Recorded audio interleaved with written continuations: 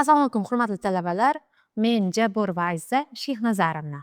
Bugungi darsimiz minglik konsentrlarni nomerlashga o'rgatish metodikasi. O'tgan darsda biz bolalar bilan 100 gacha bo'lgan hovlida o'ynadik. Ya'ni 10lik konsentri bilan 100lik konsentrni nomerlashga o'tdik. Demak, bugungi mavzumiz esa 10 ming ichida sonlarni nomerlash va bolalarning miyasida masshtabini kengaytirish haqida gaplashamiz siz bilan. Bunda o'qituvchining birinchi vazifasi predmetlarni nafaqat bittalab, balki 100 talab guruhlashni o'rgatish. Keling, metodikani cho'plar nazariyasi orqali ko'ramiz. Bunda asosan bizga 10 ta birlik cho'pi, bitta o'nlik, bog'lam buni bilamiz. Endi yangilik 10 talik bog'lamni birlashtirsak nima bo'ladi? O'zingiz bir tasavvur qilib ko'ring qani. Bu bitta yuzlik, bu yangi hisoblash birligi hisoblanadi. Ana endi sehr. 10 ta yuztalikni birlashtirsak-chi?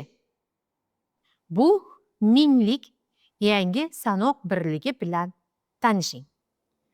Tayyorgarlik bosqichida bolalar buni ko'zi bilan ko'rishi shart.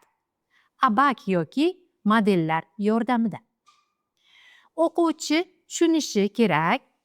100 ta qo'shib sanash xuddi bitta qo'shib sanashga o'xshaydi. 100, 200, 300, 400, 900 va 1000 keladi. Diqqat!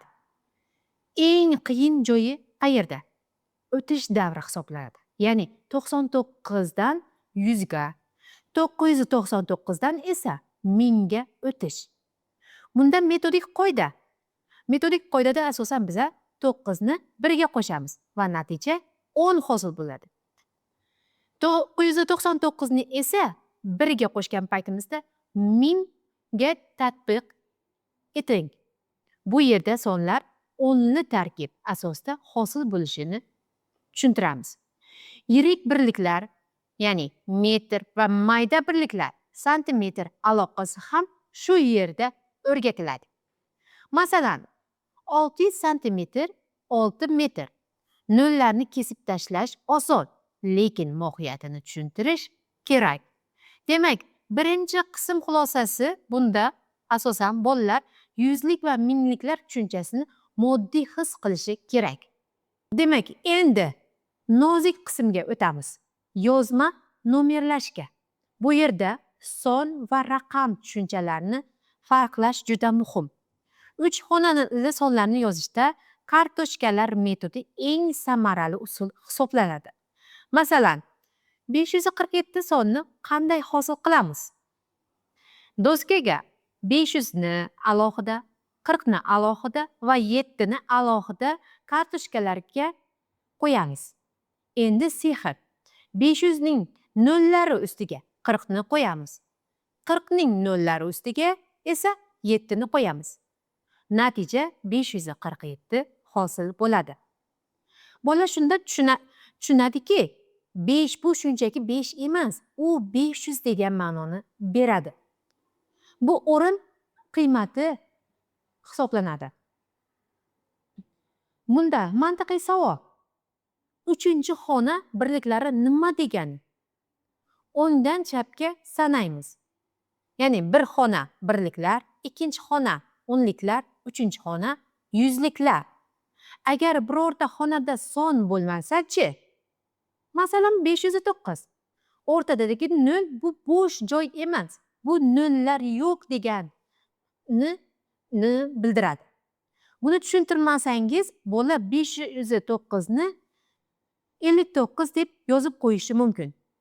Topshiriq bering. 3, 6, 9 raqamlaridan barcha 3 xonali sonlarni tuzing.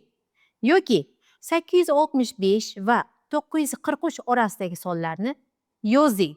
Yana bir muhim malaka, sonni xona qo'shiluvchilari yig'indisiga ajrating. Bu kelajakda qo'shish va ayirish osonlashtiradi. Masalan, 15. Endi ufqni yanada kengaytiramiz. Ko'p xonali sonlar. bu yerda eng muhim tushuncha bu sinf, ya'ni klass tushunchasi. Tasavvur qiling, sonlar har 3ta xonadan keyin mahallalarga bo'linadi. Birinchi sinf birliklar sinfi, ikkinchi sinf mingliklar sinfi. Qizig'i shundaki, har bir sinfning ichki tuzilishi bir xil. Har bir sinfda birlik, o'nlik, yuzliklar bor. Bola shuni tushunsa, u millionlar sinfini ham oson o'qiydi. Metodika quyi sinfdan yuqori sinf qanday hosil bo'lishini ko'rsating. Yana o'sha sehrli 9 qonuniyati. Ya'ni 999 ga qo'shing 1 ni. Bu 1000. Yangi sinf ochiladi. 99999 ga 1 ni qo'shing. Bunda 100,000 har doim chegarada portlash bo'ladi. Xulosa, o'qituvchi nimalarga erishishi kerak? Bunda asosan o'quvchi har qanday sonni o'qiy olish va yoza olishi kerak. Ikkinchisi esa sonlarni taqqoslay olishi kerak. Har qanday kattalikni o'quvchi taqqoslab bilishi kerak. Uchinchi, sonlarni xona qo'shiluvchilariga ajrata olishi kerak. Va albatta 10, 100, 1000 marta kattalashtirish yoki kamaytirishni bilishi lozim. Bunda asosan o'quvchilarga sanashni o'rgatayotgan paytimizda o'ngdan chapga qarab turib sanashni o'rgatamiz. O'ngdan chapga qarab sanashni o'rgatayotgan paytimizda birliklar, o'nliklar, yuzliklar va mingliklar, mingliklardan keyin esa ko'p xonali sonlar kelishini aytib o'tamiz. Agar bolalar, o'quvchilar bu birliklar, o'nliklar, yuzliklar, mingliklar xonasini yaxshi, mukammal egallab bilsa, keyingi xonalarni, millionlarni sanashi osonlashadi. Bilamizki, boshlang'ich sinf yuqori sinfga o'tishni eng murakkab va qiyinchilik tug'diradigan sinfi hisoblanadi. Ularda matematikadan tasavvurlarni shakllantirilsa, keyinchalik ularda murakkablik hosil bo'lmaydi. Matematika o'zi oddiy sanashni o'rgatadigan fan emas. U balki mantiqan fikrlashni, har bitta xona birliklarini o'ylashni o'rgatadigan fan hisoblanadi. Shu orqali ular matematik tasavvurlarni shakllantiradi. Va har bitta xona birliklari asosida qo'shish va ayirish amallari mustahkamlanadi. Bilamizki, oddiy katta o'quvchilar o'nliklardan o'nlikni ayirishni, yuzliklardan yuzlikni ayirishni biladi. Lekin boshlang'ich sinfda bu narsa haqida tushuncha yo'q. O'sha uchun ham biz birinchi navbatda sanashni, o'ngdan chapga sanashni o'tamiz. O'nlik konsentrida qo'shish ayirish, yuzlik konsentrida qo'shish ayirish, minglik konsentrida qo'shish ayirishda asosan ularga poydevor hisoblanadi.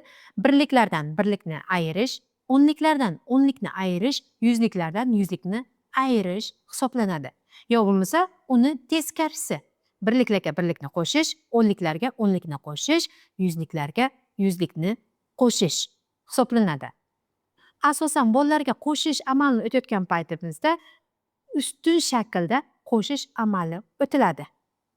Ustun shaklda qo'shish amali o'tilgan paytida ularga qarz berish yo'msa qarz olish tushunchalari tushuntiriladi. Shular orqali bular mustahkamlanadi. Demak, bugungi mavzumiz sizlar bilan minglik sonlar konsentrida nomerlashga o'tish va ko'p xonali sonlar konsentri edi. Demak, bola o'nlik, yuzlik, minglik konsentrlarni mukammal egallasa, ko'p xonali sonlarda qiynalmaydi. Bugungi mavzumiz shu edi siz bilan. Darsimiz tugadi. Sog' bo'ling.